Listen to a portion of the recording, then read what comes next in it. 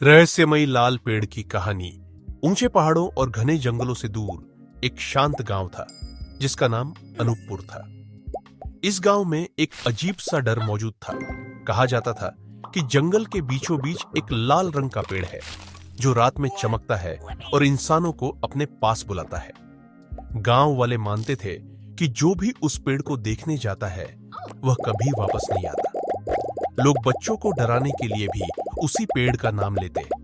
जरा भी जंगल की तरफ गए तो पेड़ पकड़ लेगा। लेकिन इस गांव में एक लड़की थी, नीला, जिसे इन कहानियों से कभी डर नहीं लगा। वह बचपन से ही अलग थी। उसे रात का आकाश, तारे और अंधेरे जंगल पसंद थे। गांव वाले उसे जिद्दी कहते, लेकिन नीला का कहना था, डर की वजह से रास्ता छोड़ना हार मानने जैसा है। उसके दिमाग में हमेशा एक सवाल घूमता रहता, अगर लाल पेड़ इतना खतरनाक है तो उसे छुपाने की कोशिश क्यों की जाती है?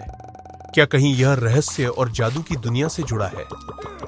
नीला अक्सर अपने दादा की पुरानी डायरी पढ़ती, जिसमें लिखा था कि दुनिया में कुछ जगहें ऐसी होती है जहां जादू धरती में सांस लेता है।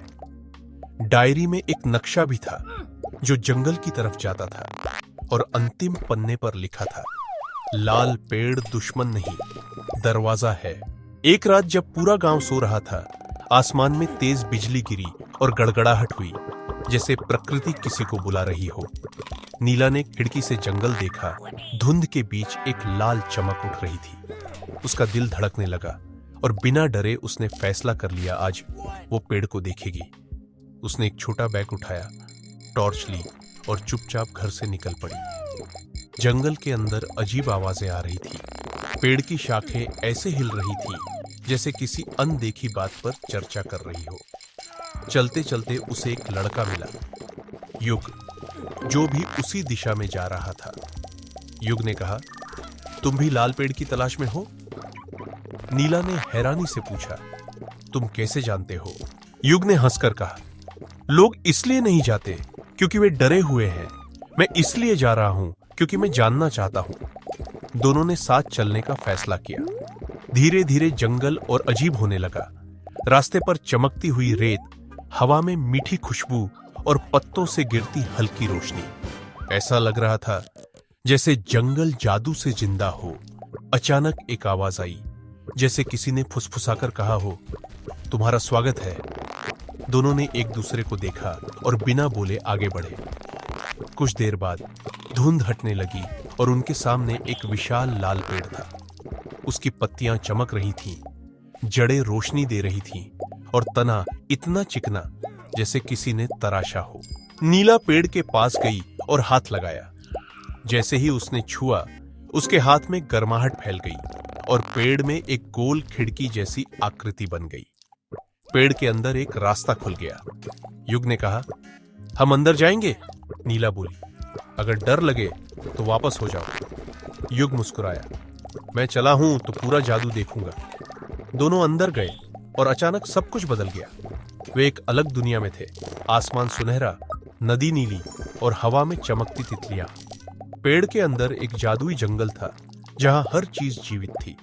एक छोटी सी परछाई उनके सामने आई जो इंसान की तरह दिखती थी, पर उसके पंख थे। उसने कहा, तुम दोनों को लाल पेड़ ने चुना है।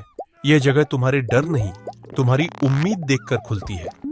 उसने अपना नाम बताया, एलिया, और कहा, लाल पेड़ कभी किसी को पकड़कर नहीं रोकता, बल्कि किसी को बचाने के लिए बुलाता है। नीला ने पूछा, हमारे गांव से लोग खो क्यों जाते हैं? एलिया बोली, वे खोए नहीं, बदल गए। उन्हें इस दुनिया में वो मिल गया जो वे ढूंढ रहे थे, शांति, प्यार या शक्ति। फिर एलिया ने एक चमकदार फूल की ओर इशारा किया और बोली, ये तुम्हारे लिए है। फूल ने नीला में रोशनी भर दी और उसे हवा में तैरने की शक्ति मिल गई। युग को एक बेल मिली जिससे वह पेड़ों से बात कर सकता था। दोनों को महसूस हुआ उनके अंदर नई जान आ गई है। लेकिन जादुई दुनिया में सब कुछ आसान नहीं था। वहां एक दुष्ट जादूगर था जो लाल पेड़ को तोड़कर उसकी शक्ति चुराना चाहता था। अगर वह सफल हो जाता तो दोनों दुनियाएं खत्म हो जाती। एलिया ने कहा, तुम दोनों ही उसे रोक सकते हो क्योंकि पेड़ ने तुम्हें चुना है।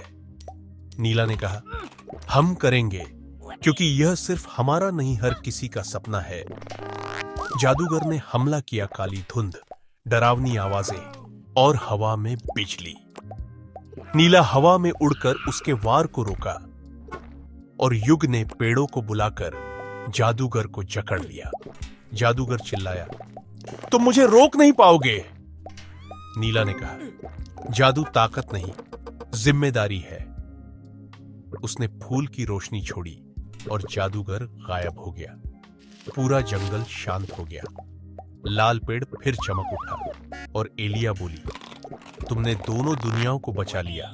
अचानक रोशनी फैली और सब कुछ धुंधला हो गया। नीला और युग अपने गांव के बाहर पेड़ की जड़ के पास जा गए। सुबह हो चुकी थी। गांव वाले उन्हें देखकर हैरान थे, जीवित, स्वस्थ और चमकती आंखों के साथ। एक बुजुर्ग बोला, लाल पेड़ ने 2 नए रक्षक चुने हैं। नीला मुस्कुराई, डर बुरा नहीं, पर उससे भागना कमजोरी है। गांव वाले पहली बार लाल पेड़ की कहानी को डर नहीं, सम्मान से सुनने लगे। कहते हैं, उस दिन के बाद लाल पेड़ जंगल में वैसे ही खड़ा रहा, लेकिन अब वह डर का प्रतीक नहीं, उम्मीद का दरवाजा बन गया।